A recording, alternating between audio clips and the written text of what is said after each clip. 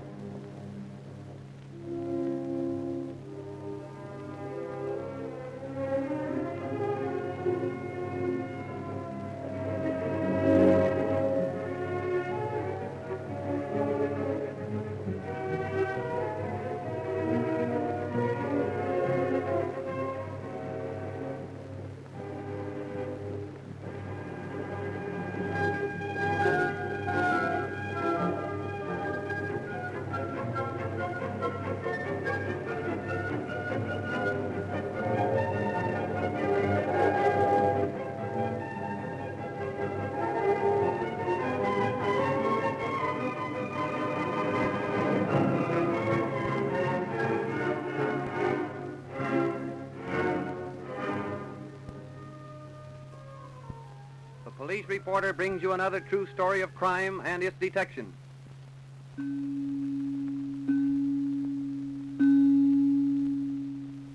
On January 1st, 1911, the New York Tribune carried a story which began with the following headlines.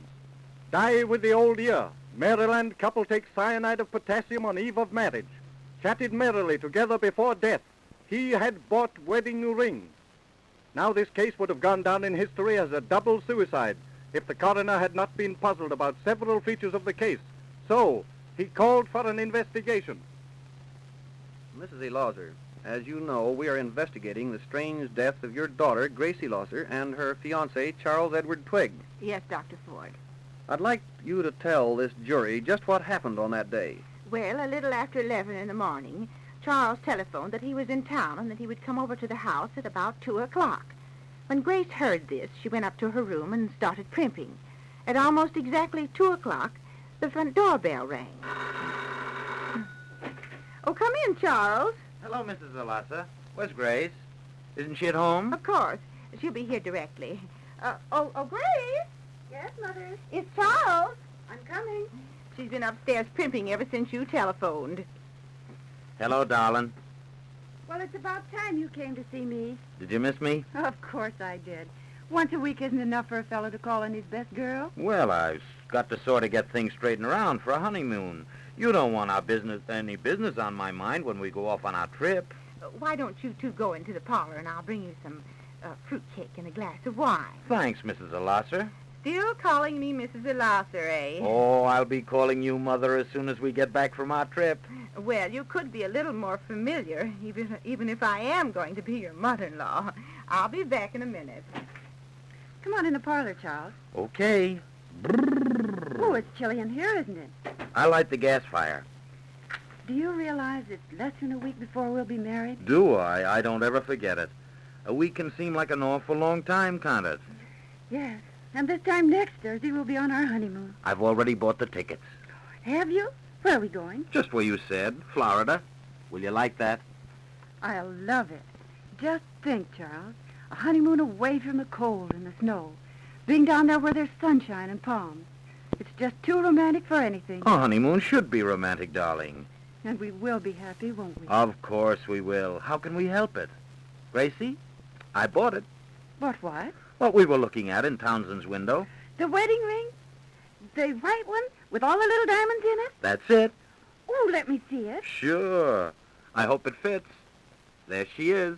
Oh, it's beautiful. It looks even better than it did in the window. Let me try it on. They say it's bad luck. Oh, you and your superstitions. What could happen to it? Nothing, I guess. Oh, sure. What's the matter? It doesn't fit. Oh, I'll tend to that. Townsend said if it was too small, he'd make it fit. Well, did you two think I was never coming? Oh, we forgot all about the wine and cake. Charles? Thank you, Mrs. Alassa. Gracie? Thanks, Mother. Did you bring any for yourself? Well, I haven't time to sit around and eat cake and drink wine. No, Mother, you haven't anything to do. Well, it seems sort of sinful to drink wine in the afternoon. You're too old-fashioned, Mrs. Alasser. Oh, I know, but I can't help it. Oh, but don't let me keep you two from enjoying yourselves. Oh, Gracie, what's that you have there?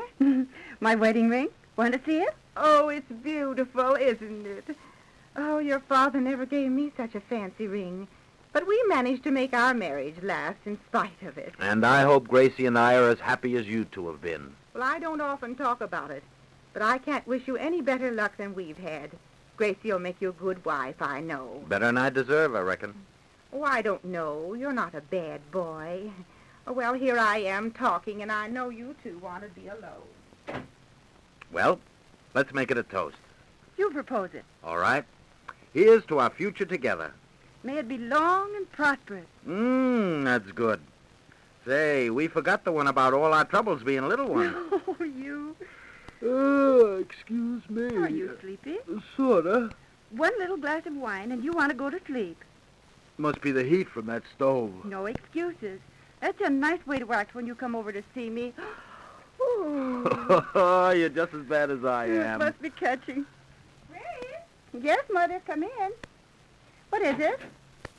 Well, the dressmaker wants to know when you can come over for a fitting. Oh, tell her I'll be there at 4:30. I'll tell her, darling. Let you know when it's time to go over. And then what happened, Mrs. Elosser? I didn't go near the room again until nearly 4:30. I knocked on the door, but no one answered. So I went into the room. They were still sitting on the sofa, like they were asleep. I crossed the room to wake Gracie and saw something was wrong. When I touched them, I knew they were dead. Then I ran into the street and screamed for help. And you found nothing in the room which could have contained poison? No. No glasses, no bottles, nothing. Thank you, Mrs. Elosser. That'll be all. Now I'd like to call Harlan Norris. Are you here, Harlan? Yes, sir. Harlan, can you tell me the same story that you told your mother this morning? Yes, sir. Do you know Mrs. Elosser? Yes, sir. We live right down the street from the Elosers. Have you ever been in their house? No, sir. Now, Harlan, you tell us just what you saw on that afternoon. Well, Mama sent me down the store to get a bar of soap, and I was on my way back. Just as I came to the Elosers' house, Mrs. Elosser came running out screaming for help. Yes, we know. Mrs. Elosser told us that. But then what happened? When she got to the sidewalk, she sort of looked around, kind of dazed-like, and went back in the house. What did you do then? I thought there might be something wrong, so I sneaked up to the window and peeked in. And what did you see, Harlan? I saw a man and a woman sitting on the sofa and not moving. Who were they? Didn't know the man. The woman was Grace Elosser. Then what happened? Mrs. Elosser came into the room, What did she do? went over to the man, took a glass out of his hand, and then she took a glass out of Grace Elosser's hand. Is that all? No, sir. She picked a little green bottle off the floor and took the 2 glasses and the bottle out of the room. Would you know the glasses again if you saw them? Yes, sir, I think so. Well, see if you can pick out the glasses from these here on my table. There's 2 green glasses like these. Thank you, Harlan. That's all. The glasses that Harlan picked were the only 2 glasses on my table that were taken from the Elosser home. The child is lying. Nothing like that ever happened. It seems very significant that this child who has never been in your home should be able to pick out your glasses so easily. Oh, I don't care what you think. The boy is mistaken. These are ordinary glasses that can be bought in any store in Cumberland. Quiet, quiet. Oh, I don't know what you're driving at, but I won't have any 12-year-old boy accuse me of lying. Inasmuch as this investigation has taken such an unusual turn, I move that it be adjourned until a week from today, so that we may sift the evidence we have heard. This court is dismissed until that date.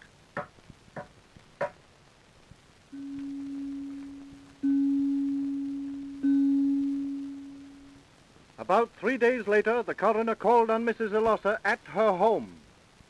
Mrs. Elosser, this whole thing is such a strange muddle, I thought I'd come over and talk to you privately about it. Well, if you've come over to get me to confess to murdering my own daughter and Charlie Twigg, you're insane. Oh, that isn't the reason I've come at all. Don't you think I hear what people are saying? Don't you think I know what's going on?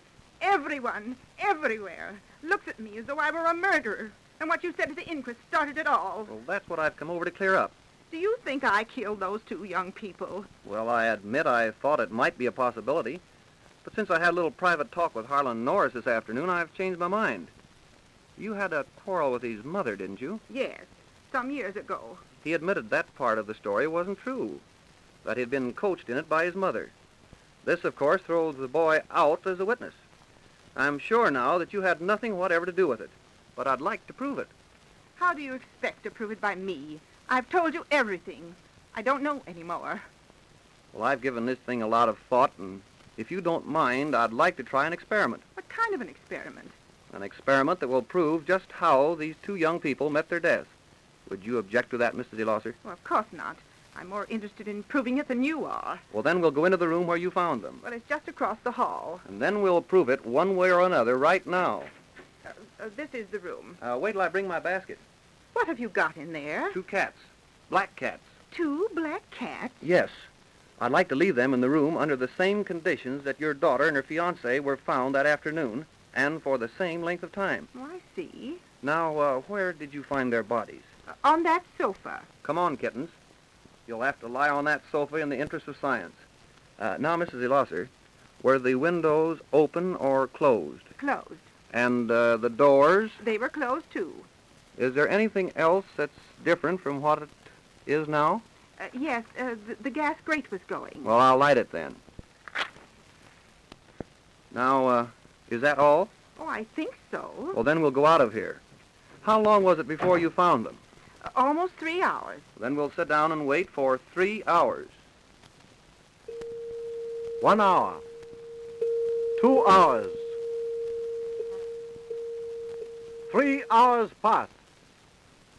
Well, I guess the 3 hours are up. Do you want to come in with me? Certainly. Well, then leave the door open, and I'll go in and open the window. Don't come in until I get the window open. Is it all right now? Yes, come on in. And take a look at those cats. Why, they're dead. The cats are dead. They look as if they died in their sleep. What killed them? The same thing that killed your daughter and Charles Twigg. Carbon monoxide gas. Where did it come from? The gas stove. And next week at the investigation, the jury will bring in a verdict of death by accident.